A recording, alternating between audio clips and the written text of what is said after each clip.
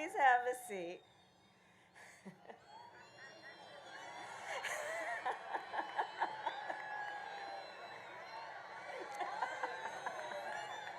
And to my Divine Nine family.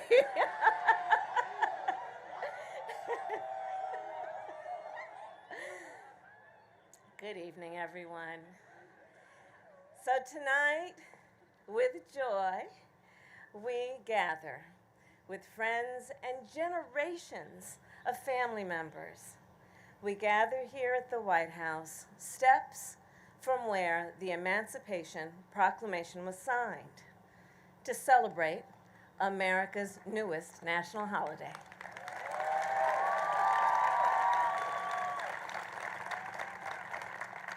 And we are joined by so many incredible leaders, including members of Congress, members of the Congressional Black Caucus, and CBC Chair Stephen Horsford.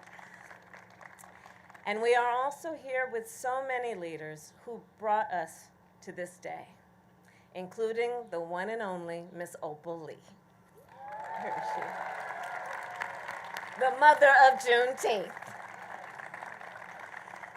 So when I served in the United States Senate, I was so proud to co-sponsor a bill to make Juneteenth a federal holiday.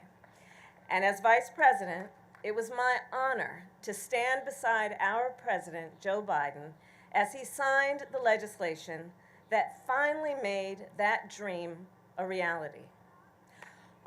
Indeed. And over the past 2 years, thanks to the leadership of President Joe Biden, and because of the support of all the leaders here, our nation has made incredible progress. We have created more than 13 million jobs and achieved record low Black unemployment. We have capped the cost of insulin for our seniors at $35 a month, so folks don't have to choose between paying for insulin or being able to buy groceries.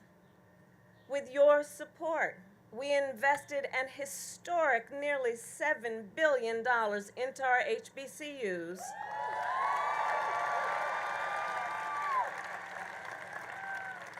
In acknowledgement of the fact that they are centers of academic excellence. And to make sure our young leaders can succeed after they graduate, we will continue to fight for student debt relief.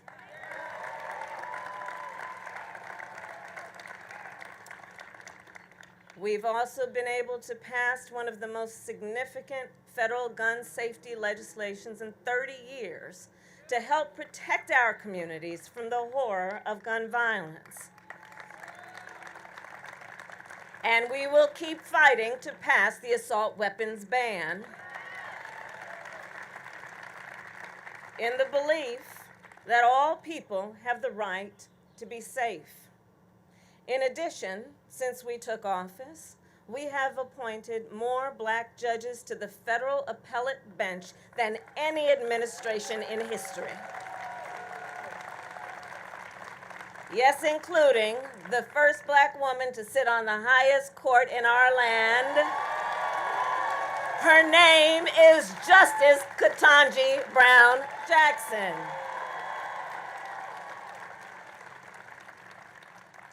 So thank you all, everyone here, for your support, and thank you for joining us tonight. This Monday, this upcoming Monday, Americans from all walks of life will again come together to celebrate Juneteenth, to honor Black excellence, culture, and community, to remember the full history of our nation, and to celebrate one of our nation's founding principles, the principle of freedom. On Juneteenth, we remember that after the Emancipation Proclamation ended slavery in the Confederacy, hundreds of thousands of Americans in Texas were kept in servitude for 2 more years. Then, on June 19th, 1865, Union troops arrived in Galveston to enforce emancipation. And the enslaved people of Texas claimed the freedom that was theirs by birth and by right.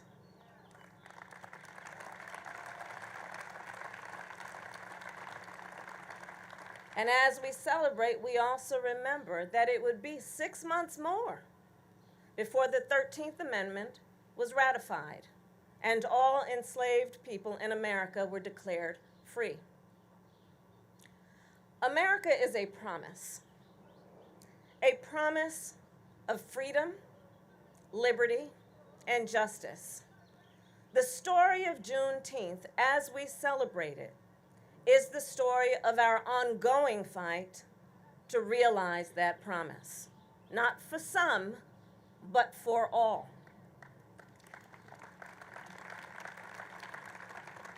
On Juneteenth, we are also reminded of the duality of progress. As we fight to move forward to expand freedom, we must also fight to protect the freedoms already won. And as we know, we can take nothing for granted in that regard. For example, let us look at the sacred freedom to vote, the freedom that generations fought, bled, and died to secure, the freedom that is under assault in states across our nation, and the freedom that we must defend by passing the John Lewis Voting Rights Advancement Act and the Freedom to Vote Act. At the same time, we continue to fight to restore the freedom and the right of every woman in every state to make decisions about her own body. And we fight to make sure that all Americans have the freedom to learn our country's history in full, because while we celebrate a holiday dedicated to teaching and honoring America's full history, extremists across our country attempt to ban books and erase our past. And on this point, let us be very clear. Black history is American history.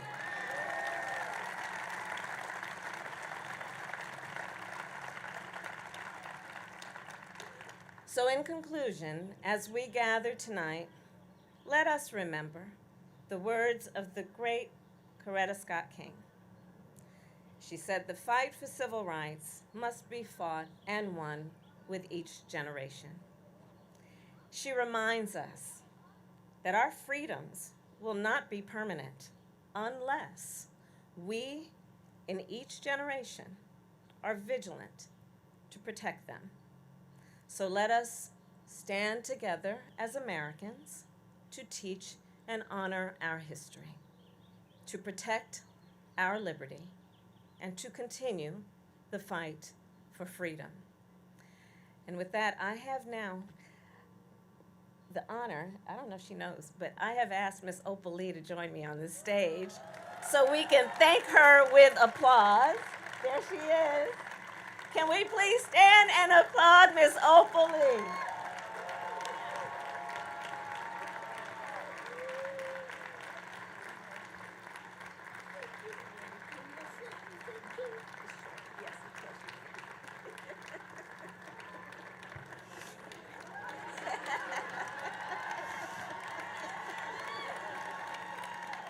Hello, young people. And no, you are all not young people if you're not 96. Please, could I just say this to you young folk? Make yourself a committee of one to change somebody's mind. If people can be taught to hate, they can be taught to love. And it's up to you to do it. We are the most powerful country in the whole United States. And we must get together and get rid of the disparities the joblessness and homelessness and health care that some people can get and others can't, and climate change that we are responsible for. And if we don't do something about it, we're all going to hell in a handbasket. And with that, and with that,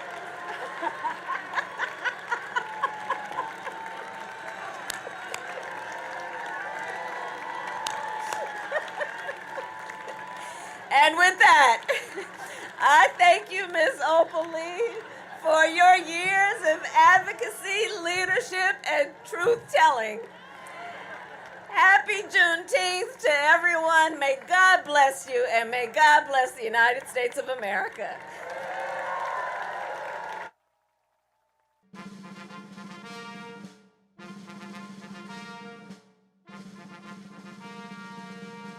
Distinguished guests, the President of the United States, accompanied by Ashley Biden.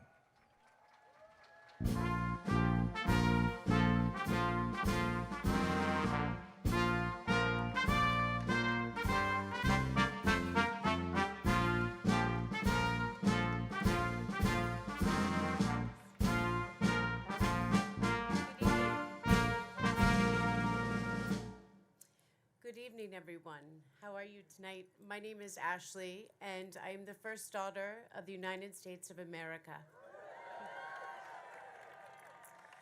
I am a proud social worker, criminal justice reformer, and an advocate for healing.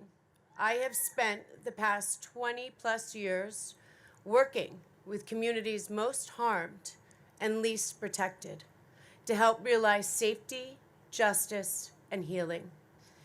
This is an historic occasion for our American family. We are so honored to celebrate Juneteenth here at the White House. On Juneteenth, the United States made a crucial step forward away from slavery and towards the realization of a more equal, more just, and more healed country. After decades of advocacy from Ms. Opal Lee,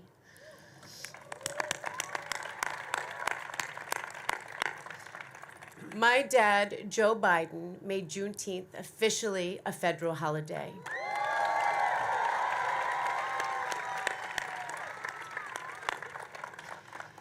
My dad has instilled in me a deep commitment to serving and honoring our history and making material changes to the lives of African Americans. Through his courage, he leads, bringing jobs, justice, and healing to communities all across the country. It is my great honor to be here today to introduce him. Dad, I tell you this all the time, but I want you to know how proud I am of you. America, you are so lucky to have him as your president. I don't know anybody who really, truly works harder for you, for the American people. Ladies and gentlemen, please help me welcome the 46th President of the United States, Joseph R. Biden, Jr.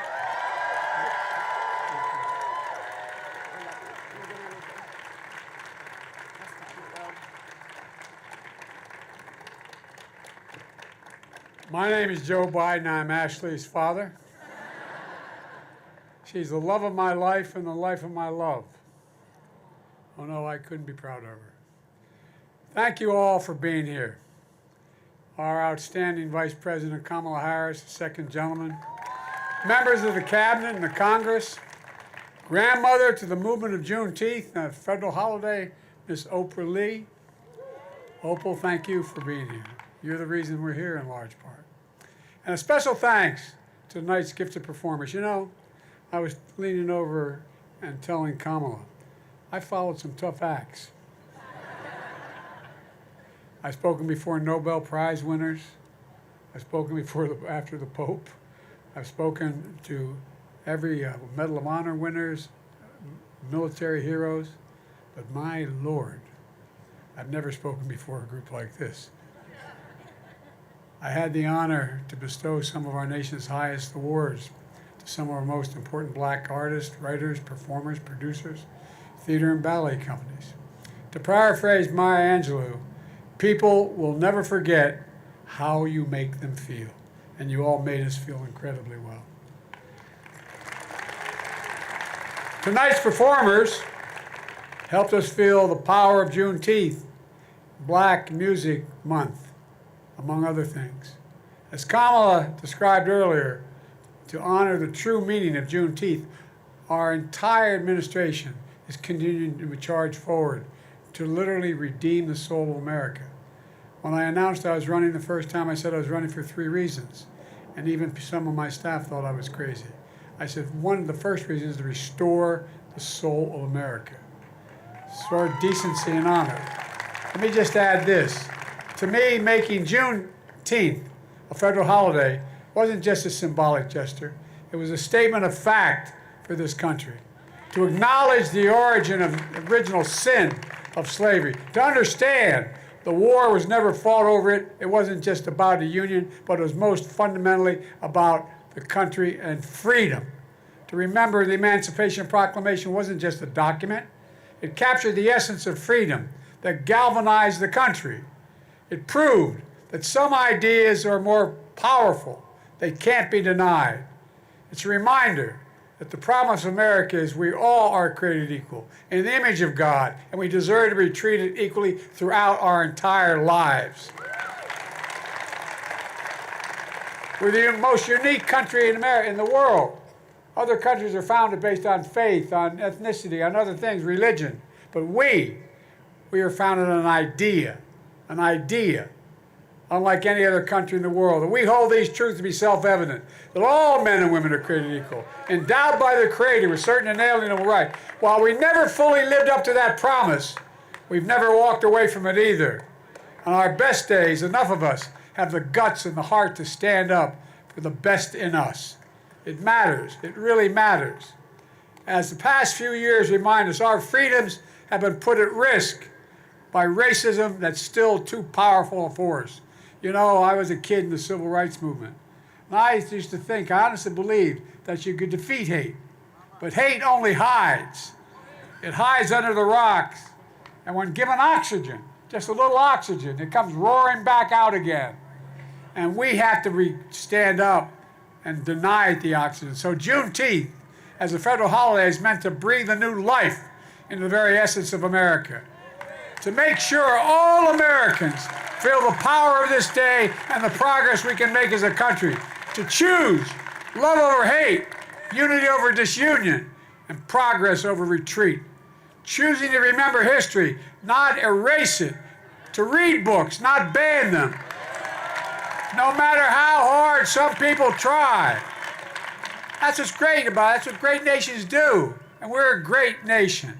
Let me conclude with this.